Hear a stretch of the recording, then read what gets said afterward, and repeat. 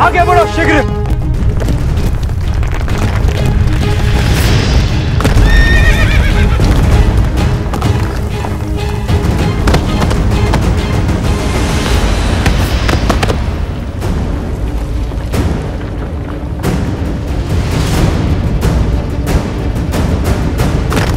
सैनिकों,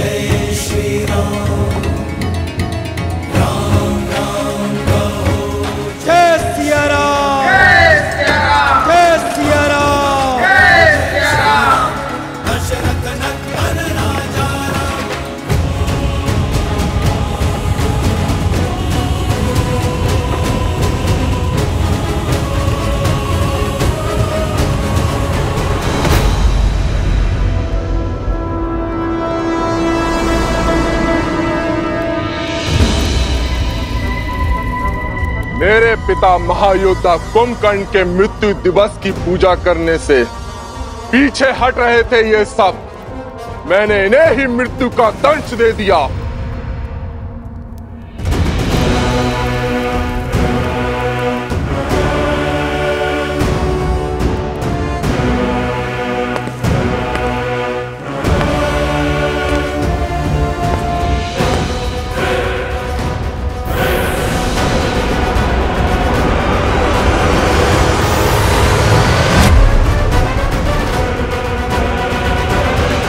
किसी भी अन्य नगर, द्वीप, राज्य से पंडित लाओ, उन्हें हमारे प्रजाजन दास के रूप में भेंट करो।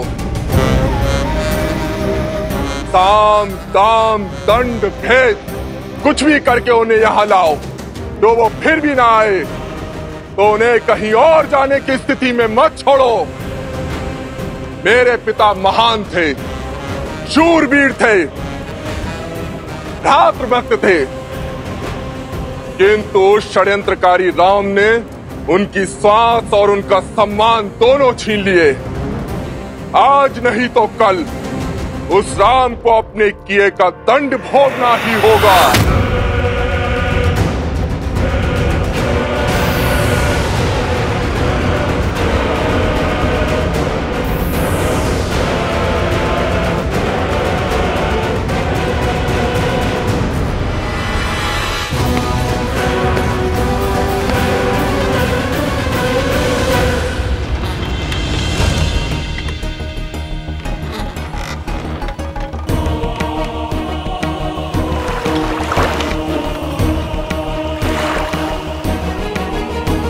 यहाँ से पूर्व की ओर जो द्वीप है, वही है कुंभकर्ण के सौतेले पुत्र देवामित्र का साम्राज्य।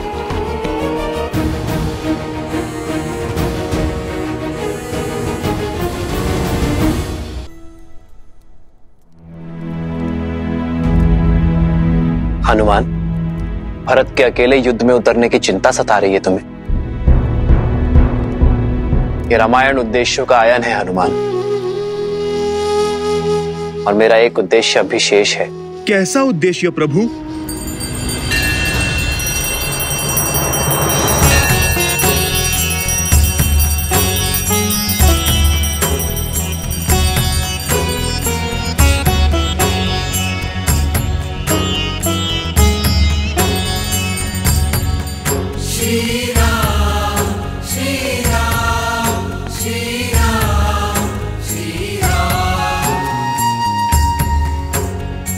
दशरथ पुत्र राम का नमन स्वीकार करे ऋषि कुंभोधर।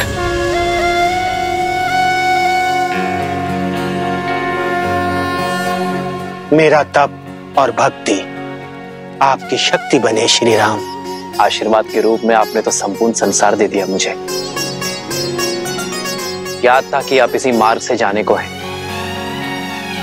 आपके मार्गदर्शन में हिंगलाज माता के दर्शन करने की इच्छा है मेरी। अपने भाई भरत की विजय की प्रार्थना करना चाहता हूं मैं ऋषिवर। हर हर महादेव।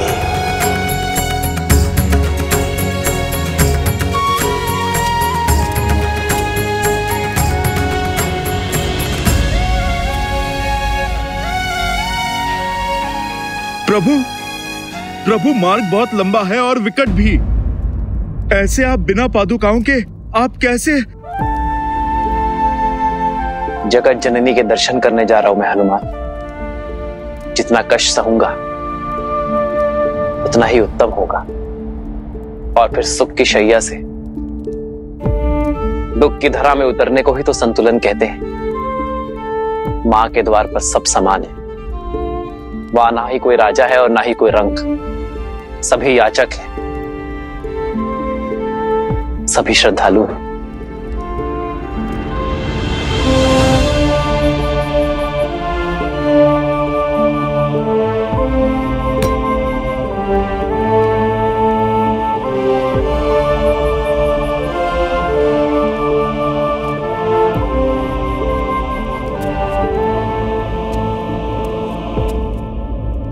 माता हिंगलाज देवी की, माता हिंगलाज देवी की, माता हिंगलाज देवी की, माता हिंगलाज देवी की।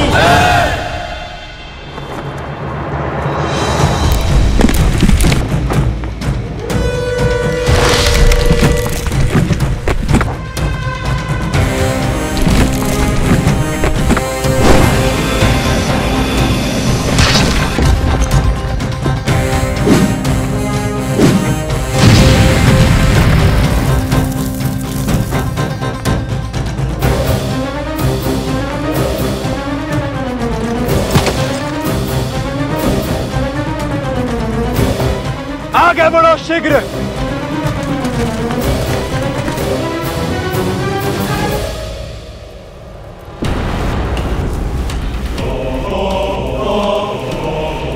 यमदेव, इस युग के अंत का समय आ गया है।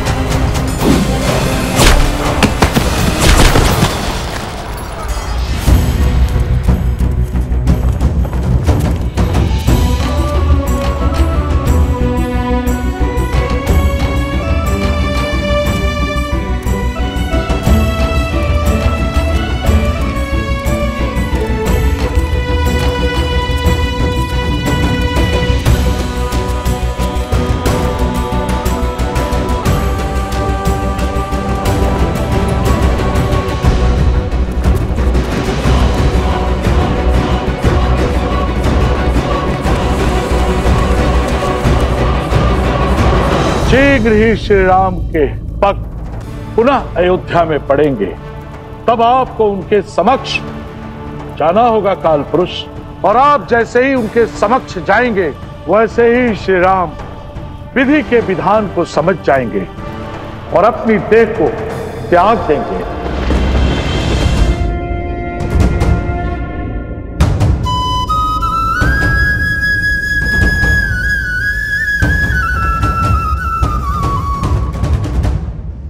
क्या परम भक्त हनुमान अपने श्री राम का देह त्याग सह पाएंगे?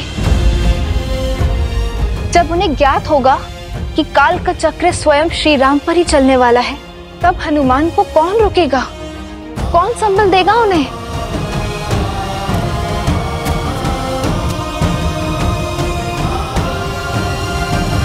अब तो हनुमान क्षण भर के लिए भी श्री राम से पृथक नहीं होने वाले। ऐसी परिस्थिति में काल की स्थिति कैसे उत्पन्न होगी? और हनुमान स्वयं आपके अवतार हैं। भला आपको हराने का सामर्थ्य किसमें है? नियति के निर्णय को और भाग्य के लेख को बदला नहीं जा सकता देवी। यदि नियति को नियंत्रित करना संभव होता तो क्या स्वयं नारायण के अवतार श्री राम को वनवास का दंश सहना पड़ता? क्या देवी सीता धरती में समाहित होती? क्या श्री राम के अनुज लक्ष्मण इस प्रकार मृत्यु को वरण करते? क्या महाज्ञानी महातपस्वी लंकापति रावण इस प्रकार अपयश प्राप्त कर संसार से विदा होता? यही नियति का चक्र है देवी। कठोर परंतु न्यायपूर्ण। देर सवेर जो भी घटना घटित होने वाली होती है वो घट के रहती है। और अब नियति के इस चक्र का सामना हनुमान को करना पड़ेगा। अपने श्री राम से पृथक होने का दुख झेलना ही पड़ेगा, क्योंकि यही घटना इस युग का समापन करेगी देवी।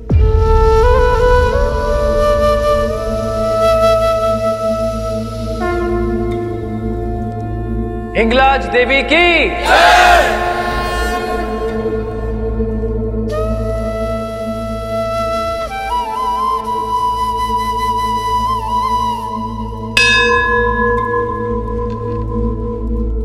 नारायण के नए अवतार की लीला आरंभ होने वाली है देवी, और इसके लिए अनिवार्य है कि श्री राम और ये युग दोनों का समापन हो। अब परीक्षा तो हनुमान की है,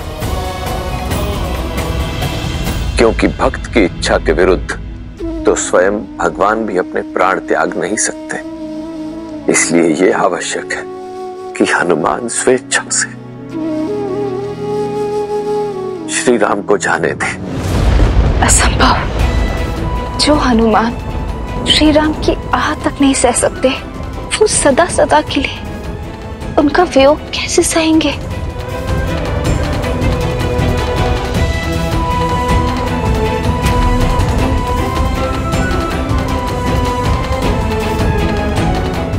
हनुमान, मैं कुछ समय यही ध्यान लगाना चाहता हूं। भरत और लवकुश के लिए प्रार्थना करना चाहता हूं।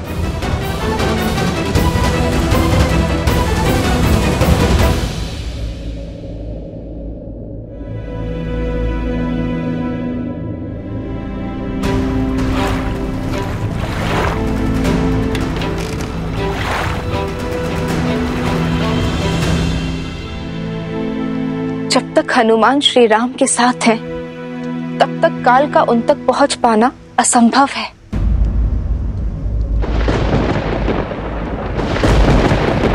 संपूर्ण त्रिलोक इस प्रश्न से चिंतित है देवी, और अब इसका उत्तर भी त्रिलोक ही ढूंढेगा। नारायण नारायण। हे परमपिता, आपने उपाय तो बता दिया, किंतु उसे करेगा कौन? आप नारद मुनि, आप करेंगे। अब अद्भुत अद्भुत परमपिता।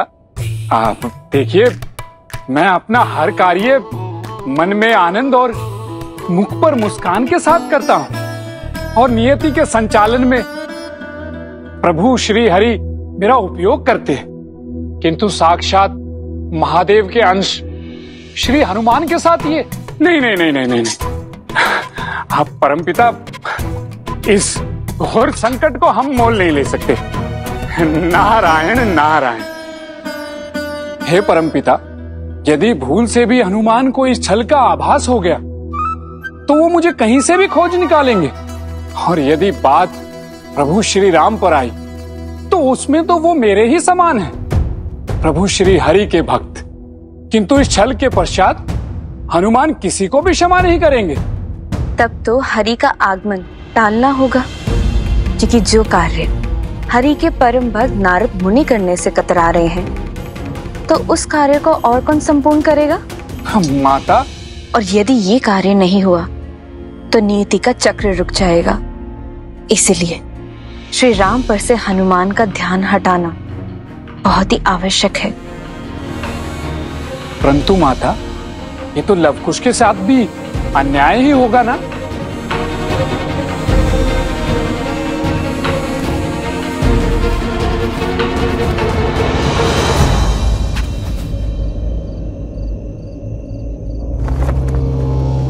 देवामित्र बहुत बड़ा पितृभक्त है।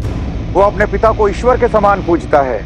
वो राजा तो बन गया, किंतु उसकी दरिद्र प्रजा संसार को उपहार के रूप में बांटी जाती है। अपनी युक्ति और नीति से उस क्षेत्र के 7 द्वीपों पर उसका आधिपत्य है। उसके लिए संपूर्ण संसार में कोई महत्व रखता है तो वो है उसका पिता कुंभकर्ण। उसका एक ही उद्देश्य है, अपने पिता कुंभकर्ण की मृत्यु का प्रतिशोध लेना।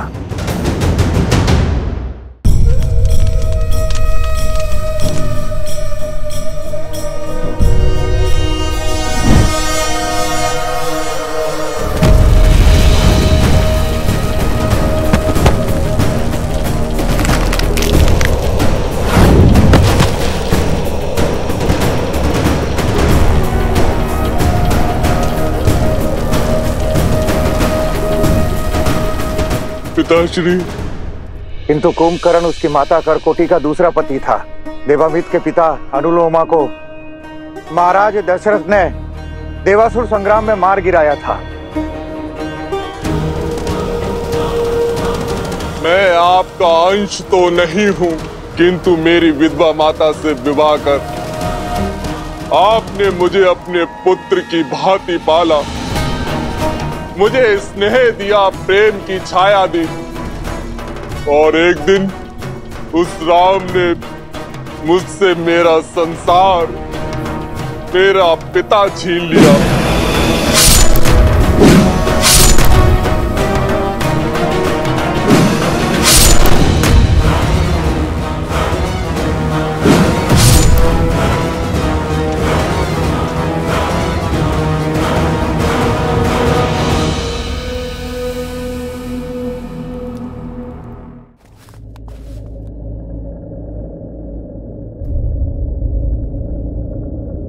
उस दुष्ट को दंड देना सरल नहीं होगा।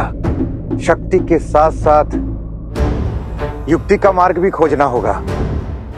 हम सब ऋषि और तुम ऋषि कुमार पूजा के लिए सज होने का स्वांग करके वहां जाएंगे।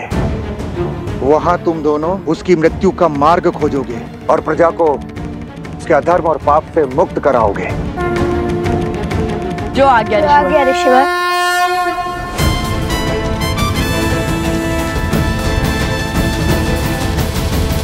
आपने तो अपना अनुज धर्म निभाया, अपने भाई की आज्ञा का पालन करने के लिए अपने जीवन का बलिदान दे दिया। अब बारी मेरी है, मैं अपना पुत्र धर्म निभाऊंगा, आपकी मृत्यु का प्रतिशोध लूंगा। अब प्रतीक्षा है तो बस एक अवसर की, जब मैं राम के कुल का सर्वनाश कर सकूं।